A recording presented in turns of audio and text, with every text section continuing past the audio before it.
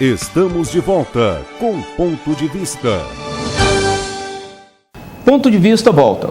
E conosco o doutor Lucas Pires Maciel. E estamos conversando sobre a trajetória de José Pascoal Pires Maciel. Então, nós havíamos falado no último bloco que ele começou sua atividade de docência, iniciando o curso da UNOeste, a primeira turma da UNOeste, trabalhou posteriormente na Toledo e ele criou o seu próprio escritório. Esse escritório ficou a marca com que é lembrado, o JPPM. Exato. Fala um pouco desse escritório, como é que foi o começo e a trajetória. Então, a JPPM Advogados ela foi criada no final dos anos 80, mais ou menos 88, 89. Ele se juntou a doutora Cristina e a doutora Lúcia, que era a esposa dele. E em 89 ele criou a JPPM com o intuito de realmente fixar as bases dele aqui em Presidente Prudente e poder atuar no ramo firme da advocacia, principalmente na área de direito tributário. Então ele precisava dessas outras pessoas que o auxiliavam, também para ampliar esse leque de atividades para outros ramos do direito. Foi a partir da questão tributária que despertou nele o interesse pelo Mercosul? Exatamente. Ele era sempre antenado nessas novidades, nessas coisas novas. Então, despertou nele a questão do Mercosul, que era um bloco econômico que poderia facilitar a questão tributária entre os países aqui do hemisfério do sul, E aí ele começou a estudar essa parte aí do Mercosul e viu aqui na cidade de Presidente Prudente uma possibilidade, por Prudente estar estrategicamente bem localizada, ele tentou criar aqui a capital do Mercosul, para poder trazer para Prudente muitas empresas e deixar Prudente como um polo realmente industrial. Você se lembra de que época foi isso? Foi mais ou menos em 1995, 96. Então já são o quê? 15 para 16 anos. José Pascoal Pires Maciel já apontava que o desenvolvimento da nossa região poderia ser como um centro estratégico para o Mercosul, pela questão logística e por uma série de questões que nós temos aqui que poderia ser uma alternativa do desenvolvimento para a cidade. E é interessante que hoje nós temos Araçatuba tomando, de certa forma, com o porto, através do porto e da hidrovia Paraná-Tietê, uma posição que já vinha sendo discutida em Presidente Prudente há 15, 16 anos atrás. É aquilo que a gente tenta resgatar no programa Ponto de Vista, é que por muito tempo nós deixamos de planejar o futuro e trabalhamos com improviso. Que é uma hora de acabar com o improviso. E eu queria saber um pouco mais. Quais são as ações de JPPM com relação ao Mercosul?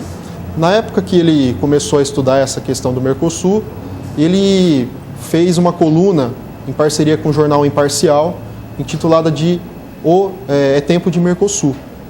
Nessa coluna, que era semanal, ele escrevia acerca dos temas que eram interessantes sobre o Mercosul. Primeiro para tentar fortalecer o bloco e depois para fortalecer o nome de Presidente Prudente.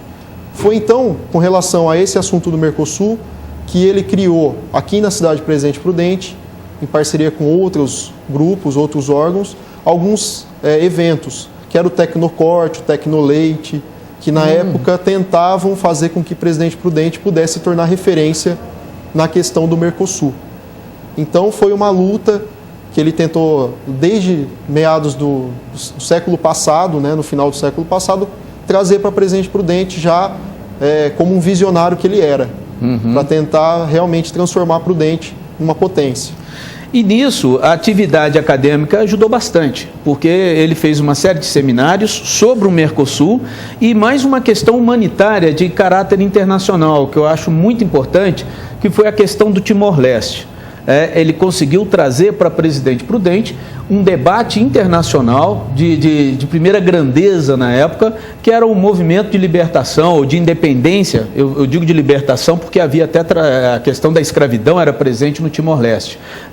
E isso funcionou, ele soube articular muito bem essas experiências, como você disse, Tecnoleite e aí técnico couro, né?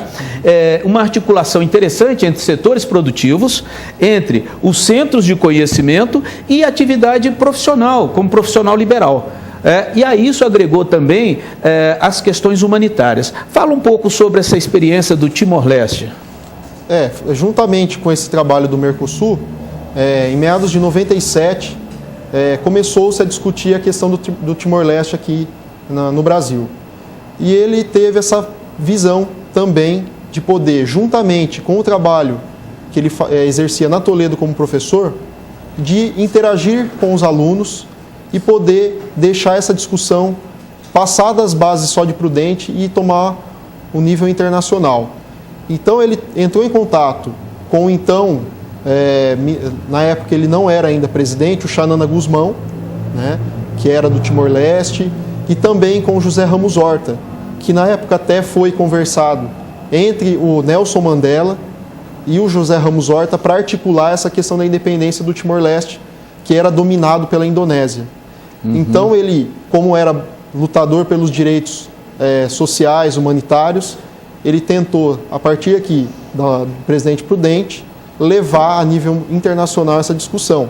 Então ele promoveu alguns congressos aqui na cidade de Presidente Prudente, né, juntamente com os alunos da Toledo, para poder levar esse assunto a conhecimento geral e poder ajudar na independência do Timor-Leste.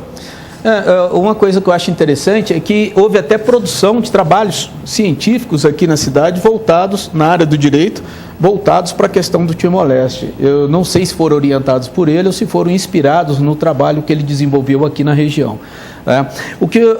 Para a gente fechar esse bloco, o que fica de marcante é a visão. A visão de um homem que consegue enxergar longe o desenvolvimento de uma região. Aqui ele tomou como região sua. Ponto de Vista vai falar daqui a pouco sobre o legado de JPPM, José Pascoal Pires Maciel. No próximo bloco nós falaremos sobre isso. Voltamos em instantes com Ponto de Vista.